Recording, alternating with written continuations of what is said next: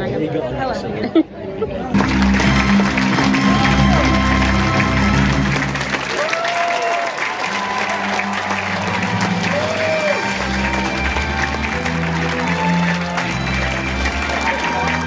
I'm trying out something new for this channel, so please bear with me, but I thought what better show to start with than with the show that I could discuss for hours on end.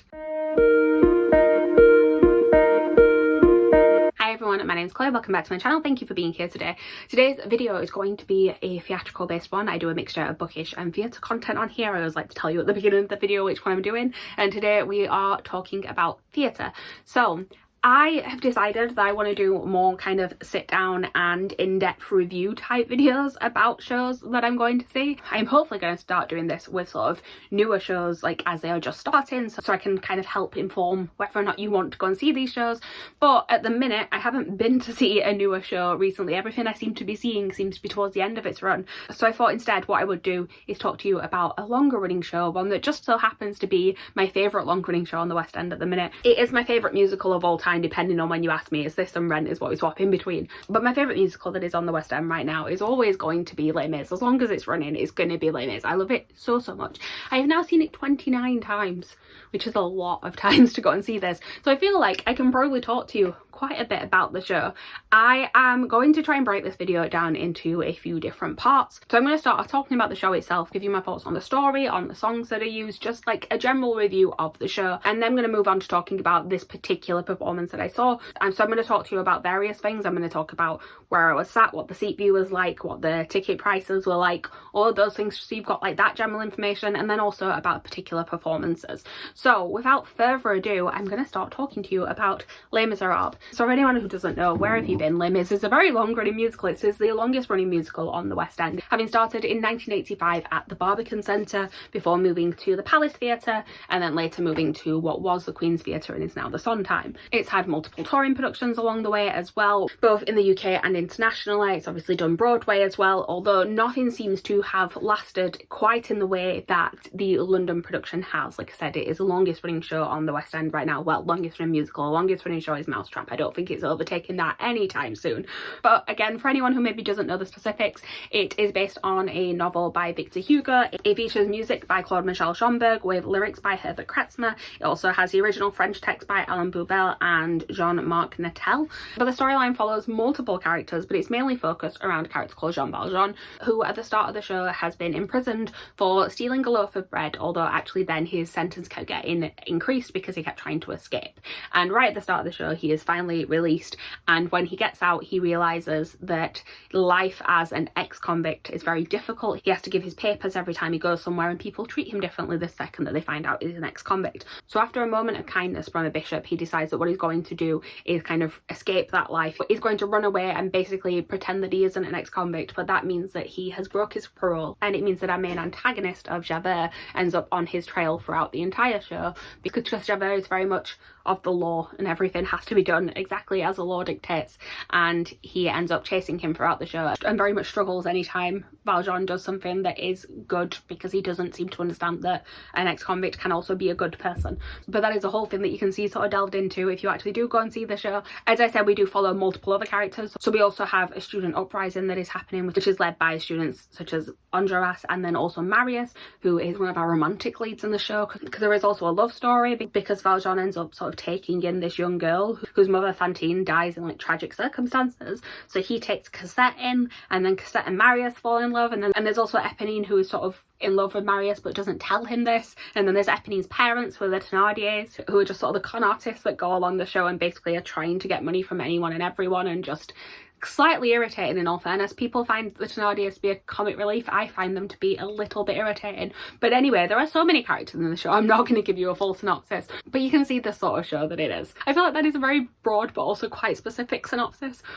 Anyway, moving on from that, this particular production that we have right now on the West End actually started life as a touring production back in 2010. I'm going to put this down actually because this is starting to feel a bit weird. But we had the long-running production that started in 1985 and had some very sort of iconic staging, particularly featuring a revolving stage. And then the 25th anniversary tour happened in 2010, and they obviously did a different version of this to make it something that was easier to tour the country. It also toured internationally, I believe, and that version didn't have the revolving stage. It did feature some new sort of backdrops. I believe that they were actually using paintings that Victor Hugo had done himself, and still very much kept the essence of the show. Like, all of the songs and things are the same, but the staging felt familiar but was definitely different as well. London kept the original staging until 2019, which is when they decided to actually shut the original production for a short period of time, move it over to the Gielgud Theatre next door, do a staged concert version instead, and then move back into the newly renamed Sondheim Theatre without the revolving stage. And I'm just going to get this out of the way now.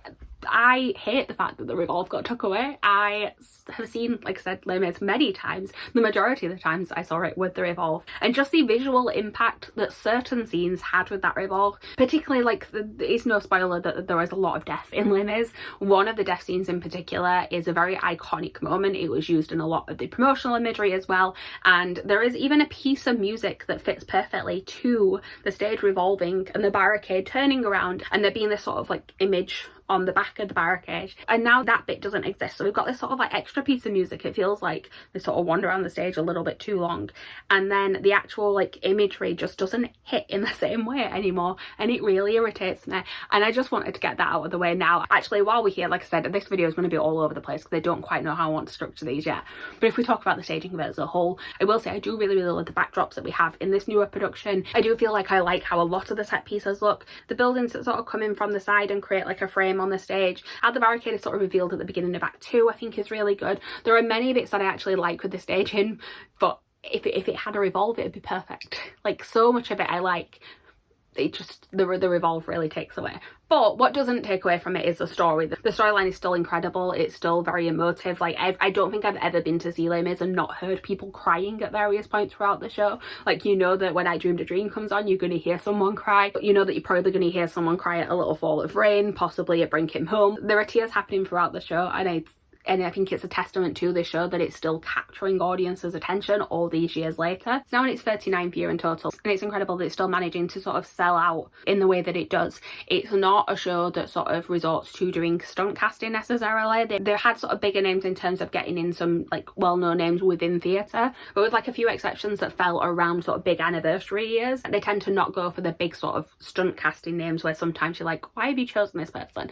Like I said, there are a few exceptions. I am thinking back to the 25th anniversary concert, which is slightly ridiculous actually, because I will say that part of the reason I went to see it when I did go and see it, I've wanted to see the show for years, but part of the reason I did go and see it when I did was because Nick Jonas from the Jonas Brothers was in it, and I was a big Jonas Brothers fan, and I managed to convince my friend to come with me because she was also a fan, and it was sort of, like I said, I wanted to see it anyway, but it was a way to get someone else to come and see it with me. He wasn't the best for the role of Marius, I will say that. His voice definitely was not strong enough for the role. But other than that sort of year where you had him and you had Matt Lucas, but Matt Lucas is also a slightly different one, because while he's known for other stuff, he does clearly have sort of an investment in theatre and musical theatre.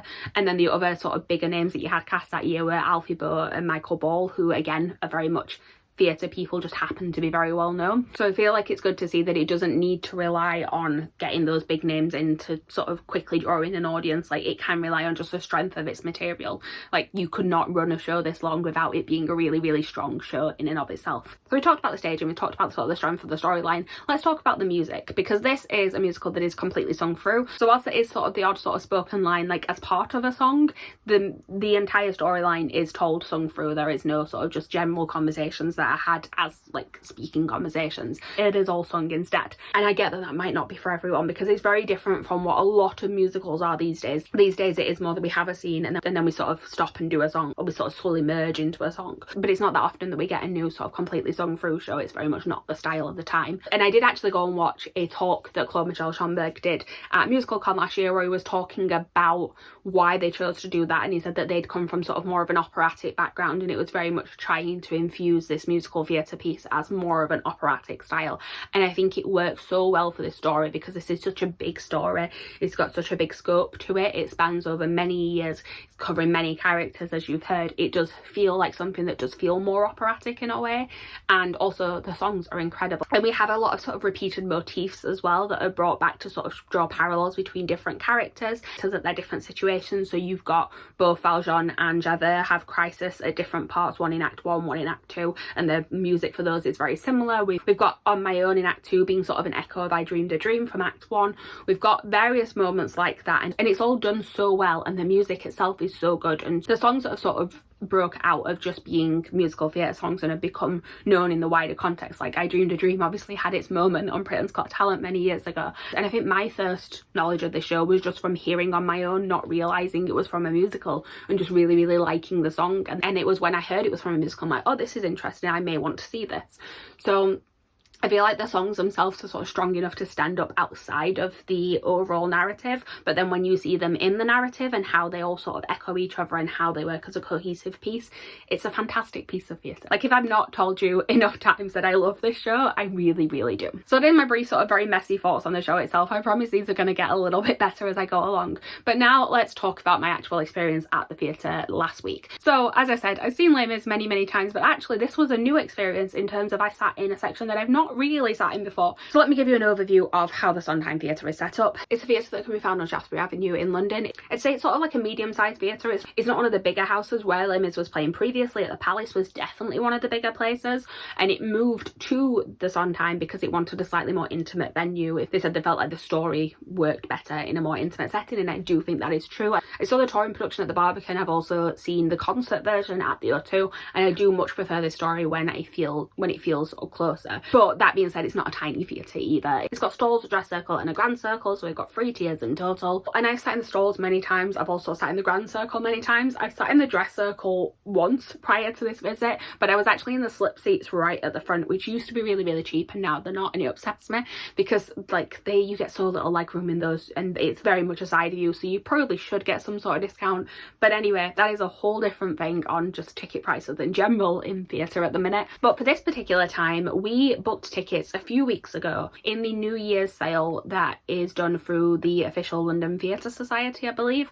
It's a place that runs TKTS, which is another thing I'm going to talk to you about in terms of tickets for this show in a second. So this sale happens every year, and it's basically to get people in to see shows on sort of weekdays in January and February, because that is the quietest time of the year for shows. And now living in London, I can take advantage of that. I will say the tickets still weren't exactly cheap. We could have gone for slightly cheaper ones, but we chose to go for the more expensive ones, partly because there was a cast that we really liked in it. But we went for tickets that cost £50 in the Grand Circle. I did look at the price of these, and I believe these ones were normally in the range of about £80 without the discount. So it was a decent discount, but still not the cheapest seat. And tickets in these sales started from like £10. They were sort of 10, 20, 30, 40, 50. So we went for the more expensive ones, but there were definitely cheaper options as well.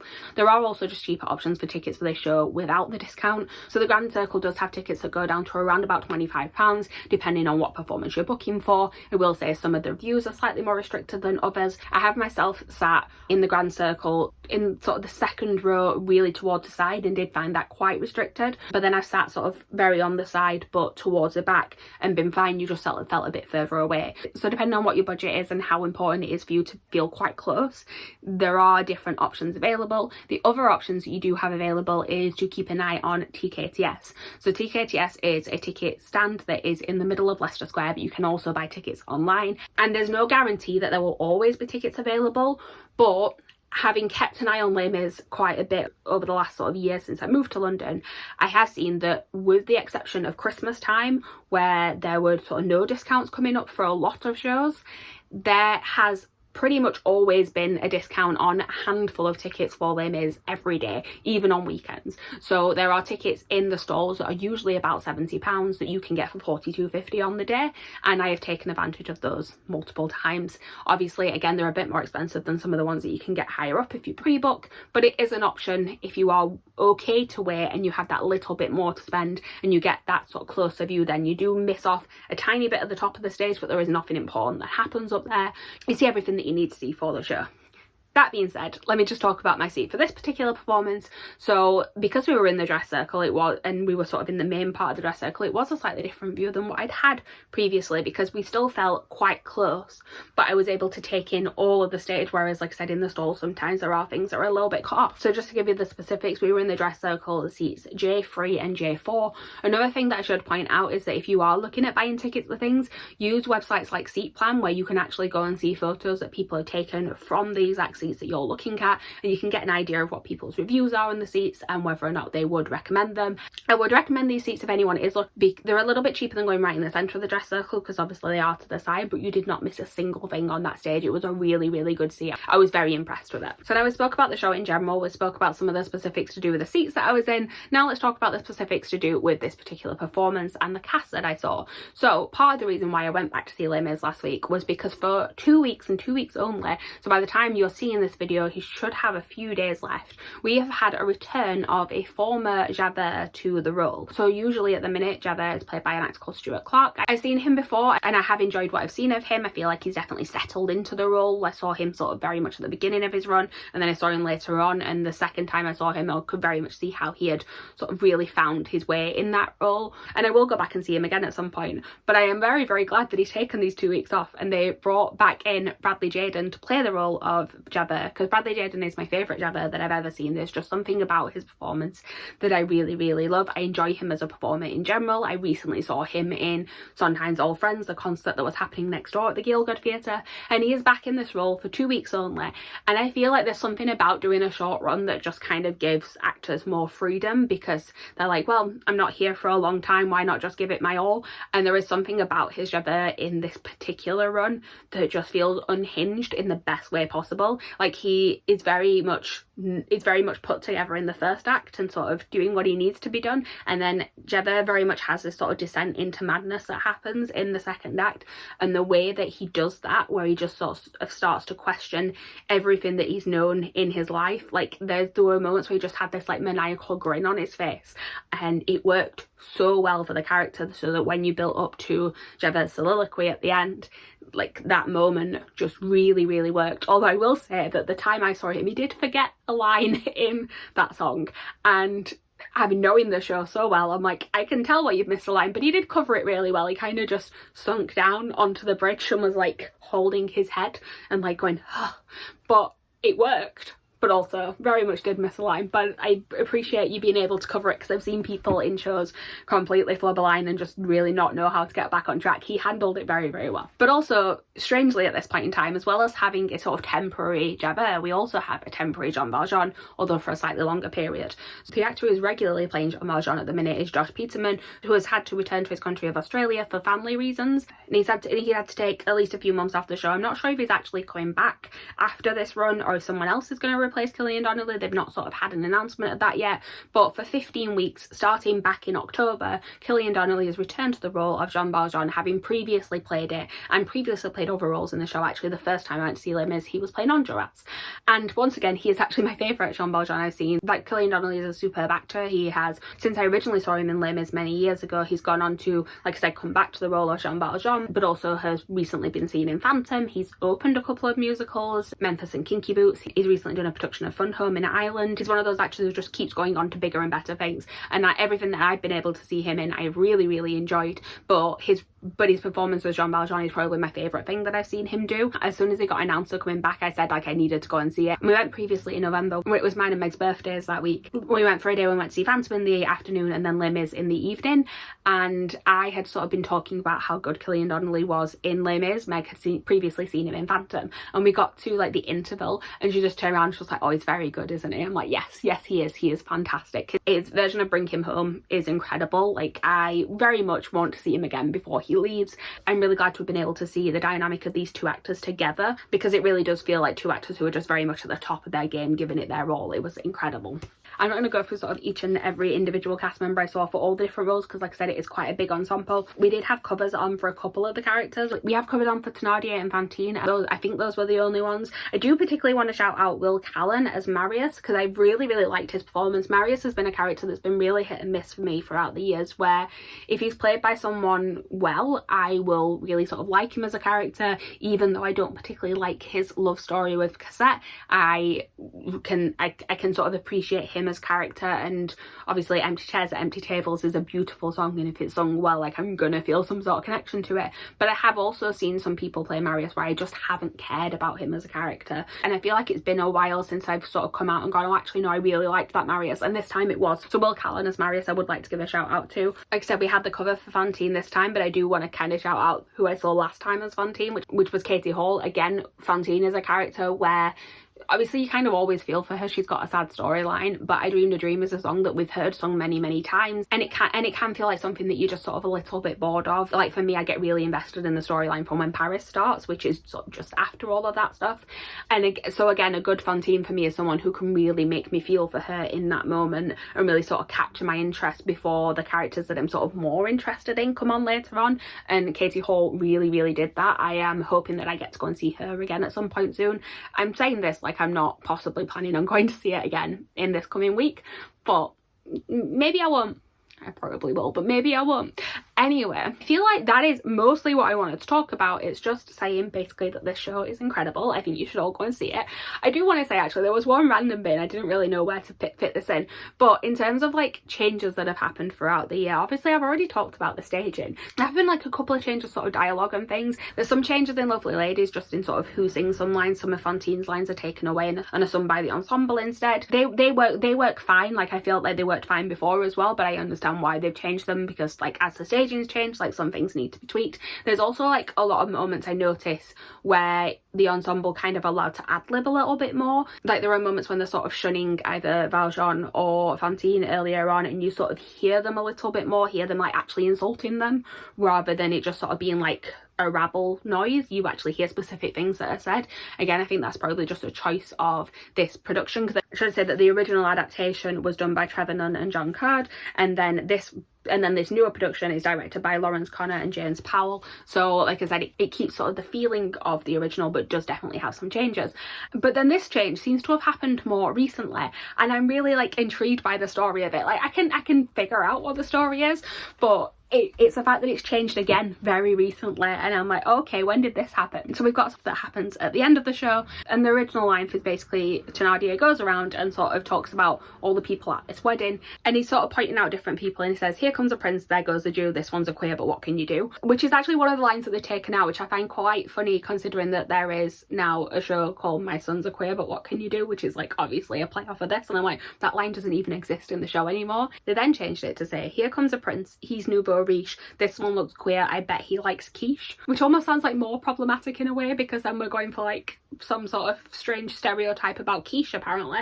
But anyway, but I don't know if it was more about maybe taking out the line referencing a Jewish character in there. I'm not sure what the reason for it was, but the new line version of it is, there goes a prince, this one's a lord, I'll keep him in mind in case I get bored, which is now insinuating that Thenardier maybe like also likes men.